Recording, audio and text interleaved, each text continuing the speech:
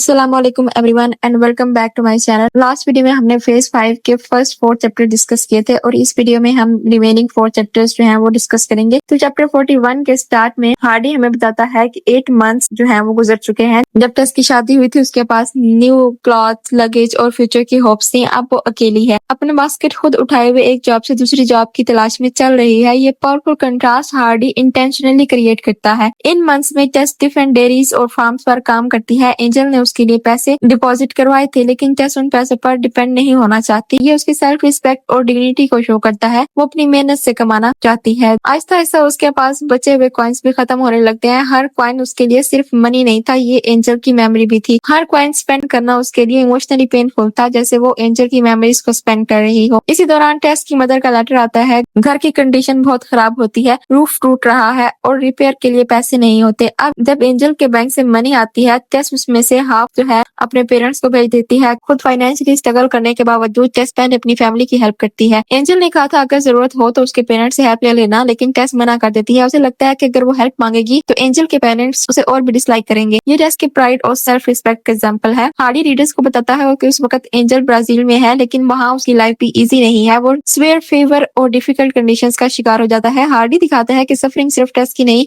Angel भी अपनी choices का रिजल्ट जो है वो फेस कर रहा है। अब विंटर स्टार्ट हो गया और विंटर के स्टार्ट होते ही जॉब जो है वो कम हो जाती है। टेस एक फार्म से दूसरे फार्म तक चलती रहती है। उसे इनडोर वर्क मिल सकता है, लेकिन वो टाउन और अपर क्लास सोसाइटी से दूर रहना चाहती है। सोसाइटी ने उसे इतना हर्ट किया है कि अब वो उसे अवॉइड करती है। रास्ते में टेस की मुलाकात उसी आदमी से होती है जिसने पहले उसके बारे में इंसल्टिंग रिमार्क्स किए थे। वो फिर उसका पास याद दिलाता है। टेस कुछ नहीं कहती, सिर्फ भागकर जंगल में चली जाती है। पास एक बार फिर उसका पीछा करता है। हार्डी का मैसेज क्लियर है, the past can not easily escape. रात टेस जंगल में खुश्क पत्तों के नीचे सो जाती है। उसके पास कोई घर नहीं है, कोई प्रोटेक्शन नहीं है, सिर्फ नेचर उसकी सपोर्ट है। ये टेस की कंप्लीट लॉनलीनेस को शो करता है। सुबह उठकर टेस देखती है कि बहुत से बर्ड्स जो हैं वो जख्मी पड़े हुए हैं। हंटर्स ने उन्हें शूट किया था, कुछ मर चुके हैं और कुछ दर्द से तड़प रहे होते हैं। टेस उनकी सफरिंग देखकर उनकी जो गर्दन है वो मरोड़ देती है ताकि उनका जो पेन है वो खत्म हो जाए। ये सीन नॉवल के मोस्ट सिंबॉलिक सीन्स में से एक है। ये बर्ड्स टेस की अपनी लाइफ का सिंबल है। दोनों इनोसेंट हैं, दोनों सोसाइटी की क्रुएल्टी का शिकार हुए हैं। बर्ड्स की सफरिंग देखकर टेस कहती है मेरी सफरिंग जो है वो इनसे कम है। वो कहती है पुअर डार्लिंग। ये पहली बार टेस अपने पेन को नए पर्सपेक्टिव से देखती है। नेचर उसे इमोशनल स्ट्रेंथ देती है। यहाँ पे 41 चैप्टर जो है वो एंड होता है और 42nd चैप्टर जो है वो स्टार्ट होता है। तो नेक्स्ट मॉर्निंग टेस फिर अपनी जर्नी कंटिन्यू करती है। अब उसने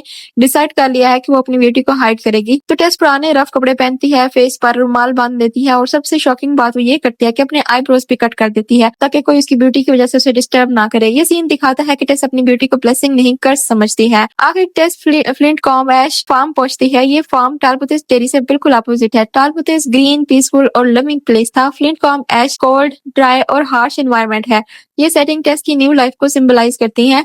अब रोमांस की जगह स्ट्रगल है। यहाँ टेस की मुलाकात मैरियन से होती है। मैरियन उसकी कंडीशन देखकर इमोशनल हो जाती है। वो उसे मिसेस क्लेयर करके बुलाती है तो टेस उसे मना करती है। वो उसे कहती है don't call me Mrs Clare but Tess. वो अब भी एंजल की रेपुटेशन जो है उसको प्रोटेक्ट करना चाहती है। मैरियन बताती है कि यहाँ का काम बहुत डिफिकल्ट है, स्वीट हैकिंग और हैवी फील्ड लेबर करना पड़ेगा। टेस बगैर कंप्लेन किए जॉब एक्सेप्ट कर लेती है। ये टेस की रेजिलियंस और डिटर्मिनेशन को शो करता है। जॉब मिलने के बाद टेस अपने पेरेंट्स को लेटर लिखती है, सिर्फ अपना न्यू एड्रेस बताती है, लेकिन अपनी मिजरेबल कंडीशन फिर भी हाइड कर लेती है। वो नहीं चाहती कि कोई एंजल को ब्लेम करे। ये उसके अनकंडीशनल लव का प्रूफ है। और यहीं पे चैप्टर 42 जो है वो खत्म हो जाता है। अब चैप्टर 43 में हार्डी टेस की लाइफ का सबसे डिफिकल्ट फेज दिखाता है। अब टेस फ्लिंटकॉम्ब ऐश फार्म पर काम कर रही है जहाँ ना एनवायरनमेंट अच्छा है और ना ही वर्किंग कंडीशंस। इस चैप्टर का main focus physical suffering, emotional pain और टेस की पेशेंस पर है। हार्डी फ्लिंटकॉम्ब ऐश फार्म को स्टार्व एक्र प्लेस कहता है, यानी ऐसी जमीन जो इनफर्टाइल और हार्श है। ये फार्म टालबुथिस डेयरी के कंप्लीट अपोजिट है। Talbothays represented love, hope and happiness. Flintcomb Ash represents suffering, struggle and loneliness. Hardy यहाँ सेटिंग को सिंबॉलिक वे में यूज करता है। जिस तरह फार्म बैरन और लाइफलेस है, उसी तरह टेस की इमोशनल लाइफ भी ऑलमोस्ट होप से एम्प्टी हो चुकी है। फ्लिंटकॉम्ब ऐश में टेस को स्वीट हैकिंग और बाद में रीट्राइंग जैसा बहुत डिफिकल्ट एग्रीकल्चरल वर्क करना पड़ता है। वो फ्रीजिंग कोल्ड, रेन और स्ट्रॉन्ग विंड्स में भी कंटिन्यूसली काम करती रहती है, लेकिन हार्डी टेस को वीक वुमेन के तौर पर प्रेजेंट नहीं करता, बल्कि वो दिखाता है कि सफरिंग ने उसे मेंटली और मॉरली बहुत स्ट्रॉन्ग बना दिया है। उसकी सबसे बड़ी क्वालिटी अब पेशेंस है। काम के दौरान मैरियन और टेस अक्सर टालबुथिस डेयरी को याद करती हैं। वो एंजल क्लेयर, ग्रीन फील्ड्स और अपनी पीसफुल लाइफ की बातें करती हैं। ये मेमोरीज उनके लिए टेम्पररी इमोशनल इमोशनल रिलीफ बन जाती हैं। लेकिन इसी कंपैरिजन से हार्डी रीडर्स को रियलाइज करवाता है कि टेस की लाइफ कितनी ड्रास्टिकली चेंज हो चुकी है। मैरियन ग्रेजुअली ड्रिंकिंग की एडिक्ट बन चुकी है। उसके लिए ड्रिंक ही इमोशनल पेन से बचने का एक तरीका है, लेकिन टेस ऐसा कुछ नहीं करती। उसके पास एंजल की जो मेमोरीज हैं वही है उसकी होप है। हार्डी विंटर को बहुत डिटेल में डिस्क्राइब करता है, लेकिन इंपॉर्टेंट पॉइंट ये है कि विंटर टेस की लाइफ का सिंबल बन चुका है। हर तरफ कोल्डनेस, स्नो और लाइफलेसनेस है। बिल्कुल इसी तरह टेस की मैरिड लाइफ भी इमोशनली फ्रीज हो चुकी है। स्नो की वजह से फील्ड वर्क बंद हो जाता है और वुमेन को बाद में रीड्राइंग का काम दिया जाता है। ये काम और भी ज्यादा डिफिकल्ट हो जाता है।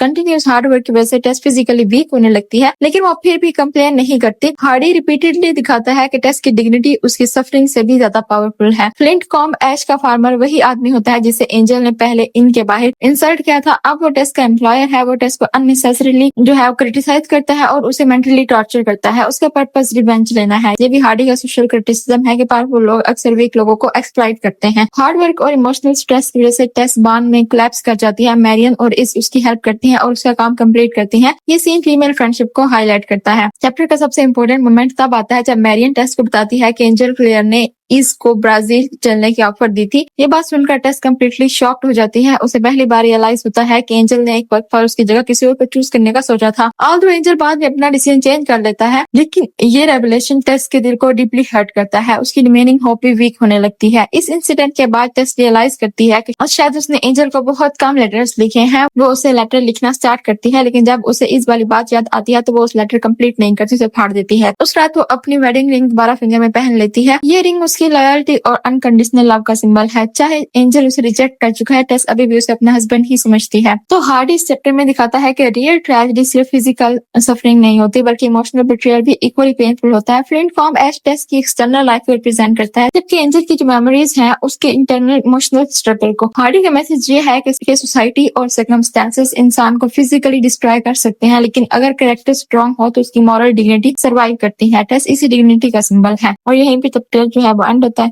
चैप्टर 44 में टेस फाइनली डिसाइड करती है कि अब सिर्फ वेट करना काफी नहीं। इससे ये सुनने के बाद कि एंजल ने कभी उसे ब्राजील चलने की ऑफर की थी, टेस बहुत डिस्टर्ब हो जाती है। Why has Angel never return to me? उसे लगता है कि शायद एंजल बीमार हो या फिर उसने उसे बिल्कुल ही भुला दिया हो। एंजल ने कभी टेस को कहा था कि अगर कभी जरूरत हो तो मेरे पेरेंट्स से कांटेक्ट कर लेना, लेकिन टेस ने कभी उनको लेटर नहीं लिखा। रीजन ये थी कि उसके सेल्फ रिस्पेक्ट और गिल्ट जो है वो उसे रोकता था। उसे लगता था कि वो सिंपैथी और फाइनेंशियल हेल्प डिमांड करने का मॉरल राइट नहीं रखती। फाइनली टेस डिसाइड करती है कि वो मिस्टर विकेरेज जाकर एंजल के पेरेंट्स से मिलेगी। उसकी होप ये होती है कि अगर वो स्पेशली मिसेस क्लेयर को अपनी सिचुएशन ऑनेस्टली बता दे तो शायद वो एंजल को समझाकर दोनों का रिलेशनशिप जो है वो सॉर्ट आउट करवा दे। संडे की सुबह अब 4 बजे टेस अकेली 15 माइल्स पैदल चलकर मिस्टर के लिए निकलती है। जाने से पहले मैरियन और इज उसकी हेल्प करती हैं और कहती हैं कि तुम अच्छे से तैयार होकर जाओ। जब टेस ग्रे कलर का ड्रेस पहनती है और ऊपर ब्लैक वेलवेट की जैकेट पहनती है तो इज उसे देखकर इमोशनल हो जाती है और कहती है it is 1000 pities your husband can't see E now, you do look a real beauty. अब ये सीन शो करता है कि इस खुद एंजल से लव करती है, लेकिन इसके बावजूद वो दिल से टेस की हैप्पीनेस चाहती है।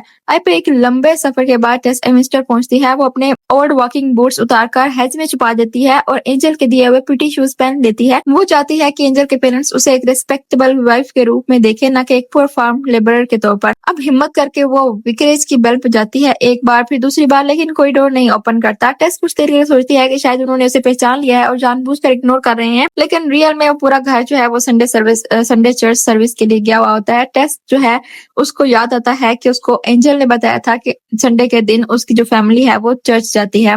अब टेस जो है वो वहां पे वेट करने की बजाय वो चलना स्टार्ट कर देती है। जब चर्च के पास पहुंचती है तो सर्विस खत्म हो जाती है उसी वक्त और चर्च का गेट जो है वो खुलता है और सब लोग बाहर आना स्टार्ट हो जाते हैं। अब टेस जो है वो जल्दी जल्दी चलना स्टार्ट कर देती है ताकि कोई उसे पहचान ना ले। अब जब टेस जा रही होती है वो हिल के पास पहुंचती है तो उसके पीछे उसे 2 लोगों के बात करने की आवाज आती है और ये एंजल के भाई होते हैं दोनों ही, और वो आपस में बात कर रहे होते हैं। अब नॉवल में हार्डी ने हमें ये बताया है कि उस वक्त टेस के आगे सिर्फ एक लेडी थी और वो मर्सी चैंट थी, जिससे एंजल के पेरेंट्स जो थे वो उसकी शादी करवाना चाहते थे। अब जब ये दोनों भाई आपस में बातें कर रहे होते हैं तो वो मर्सी चैंट को देखकर दिमाग देते हैं। वो कहते हैं poor angel, I regret that he through himself away upon a dairy made. अब टेस जो है वो ये बात सुन लेती है और वो बहुत हर्ट होती है। अब ये जो डायलॉग है ये विक्टोरियन सोसाइटी के क्लास प्रेजुडिस को शो करता है। उनके नजदीक डेयरी मेड कभी एजुकेटेड जेंटलमैन की प्रॉपर वाइफ नहीं हो सकती। अब थोड़ी देर के बाद दोनों भाई जो हैं वो टेस को ओवरटेक करके मर्सी चैंट से मिलते हैं और उससे हैंडशेक करते हैं और बात वगैरह करते हैं। टेस उनकी बातें जो है वो सुन रही होती है। थोड़ी देर बाद एंजल के ब्रदर जो है